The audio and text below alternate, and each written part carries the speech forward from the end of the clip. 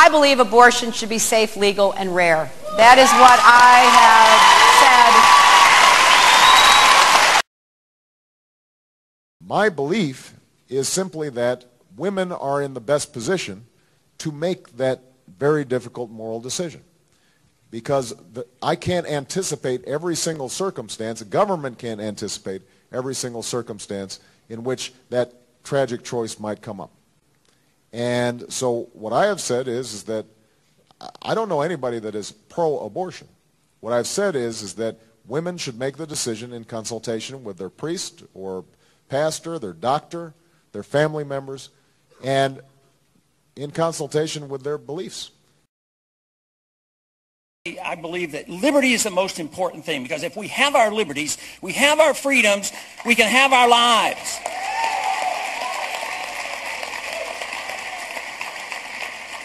But it's academic to talk about civil liberties if you don't talk about the true protection of all life. So if you're going to protect liberty, you have to protect the life of the unborn just as well.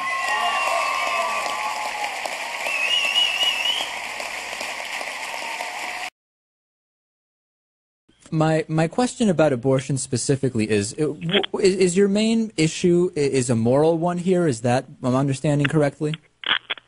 Well, of course, abortion is a moral issue. As a former Navy chaplain, I counseled not only young men who had impregnated their girlfriends, but of course I worked with young female sailors, and I even counseled with homosexual sailors. You know, as a chaplain, we have a great opportunity to counsel and to serve our troops of all different faiths. You know, I worked with Jewish sailors or Muslim sailors, and of course, sure, as an evangelical chaplain, I'm very concerned about just providing for our service members' needs. But morally, you don't think abortion should be one of those provided services? I mean, am I summarizing incorrectly? But if you consider it an act of violence, and in that way you're saying treat it like a criminal act, I would suppose you're saying. So who would you prosecute, the woman having the abortion or the people giving the abortions? I mean, you're going to throw pregnant women in jail? I'm not going to be in that determination as a federal official. No, but you know, you're a congressman of a state. If that were your state, what would you do? Throw the woman in jail or the doctors? No, I don't have a simple answer for that, because I think it's very, very difficult. Nobody has an easy answer for that, because in spite of the fact that I believe that life begins at conception, and that anything I do to the unborn as a physician, I can be sued for. So we know it's a legal entity. Or if there's an accident, you're liable for killing a fetus and killing an unborn. So I would say that it's going to vary. You know, if somebody takes, I don't think there's any way you can legislate against taking the day after pill, because you can't prove there was a crime. You can't even prove there was a pregnancy. So legally and biologically, you can't prove it. So you certainly would have a different penalty for that than what if somebody is 9 months pregnant, has an 8-pound baby, and her boyfriend left her. She says, I don't want this baby. And she goes to the doctor and gets paid money for this and aborts and kills the baby. 8-month abortions? I don't Sure, think they're so. legal. Yeah, but it doesn't. How often does that happen? But the principle is 100%.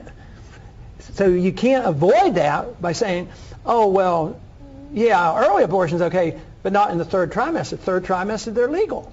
Maybe it's only 4 pounds. The principle is there. Roe versus Wade legalized it in the third trimester. So the principle is there. So are you going to do it? Or should you have a law and say, oh, no, don't do it? The court said you can. But hopefully even the abortionists wouldn't be so unethical as to do something as horrible as that, and yet under the law they could do it. I just don't think that really ever happens, but thank you. Well, have you ever heard of partial birth abortion? Yeah, but 8-month fetuses. Well, what about 7 months? What about 6 months? What about 5 months? We can save a baby weighing 1 pound. We can save a baby at 1 pound.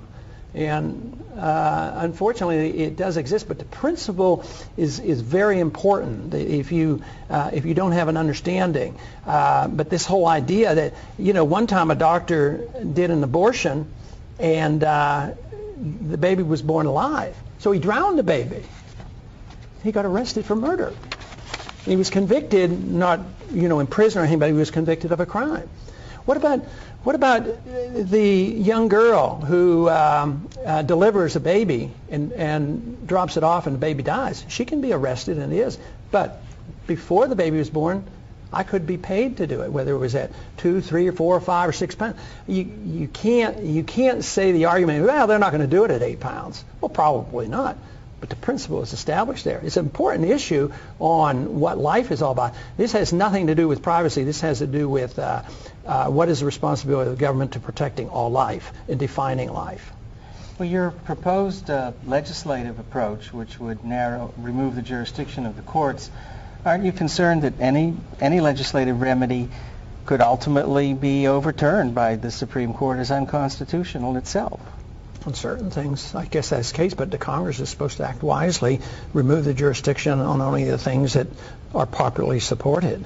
You know, if they started removing, matter of fact, I think in one of these anti-privacy bills, you know, the bill, said that the Supreme Court couldn't rule on that, and they were using it in the opposite way. What you're suggesting, I can't remember, it was the Patriot Act or the FISA courts or something that was a violation of civil liberties by the federal government, and then saying that I guess it was these secret prisons and habeas corpus, that you don't have the right to go to the federal court.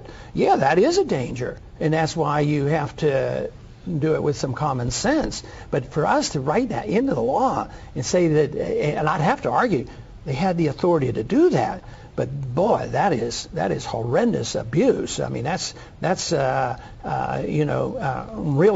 violating the whole concept of the government protecting our privacy and our rights. With regard to stem cell research, is it accurate to say your position is that you could support expansion of stem cell research, but not federal funding of same? Is that right? That's right. In a debate that was asked me, and I said that in Washington you only have two choices.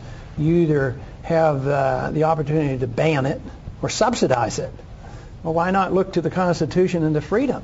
Just legalize these ideas and allow people to do it and do research. That's sometimes it becomes more difficult exactly when and where, but under the Constitution the states actually could fund it and they could permit it. But I have a personal belief from my medical background that stem cell research is very, very important. And you don't see any inconsistency with that position and your sort of absolutist position on abortion, given that these are embryos? Yeah, but you said stem cell research. You didn't say specifically, you didn't describe embryos being cultured in dishes in order to do it. There's a lot of stem cell type research from umbilical blood. Right. And I see even embryologically, I've had to operate on women who have had a tubal pregnancy and a small embryo, which is alive and very normal, and it's really an eye-opener to see. You look at it on the ultrasound and you see a little fetus there with a heart beating, and yet there's an absolute rule on that. If you don't deal with it, we know the fetus can't live, and we know the mother may well die, and so we take them out. I cannot see any reason why, under those circumstances, to say, oh, well, it is nature, it's God's will that this has happened, therefore we should, say that we can't use it, So I would be open to, because there's difficulty in figuring this all out, that's why I don't want the federal government either subsidizing it, because subsidizing it means you're taking money from people who find it abhorrent. At the same time, if you prevent it, you prevent things from coming up and solutions that should be worked out at a local level. And actually, ethical conduct would sure help us a lot in the way this happens. Matter of fact, ethical conduct would help solve the problem of the third trimester abortions too, that there's a limit.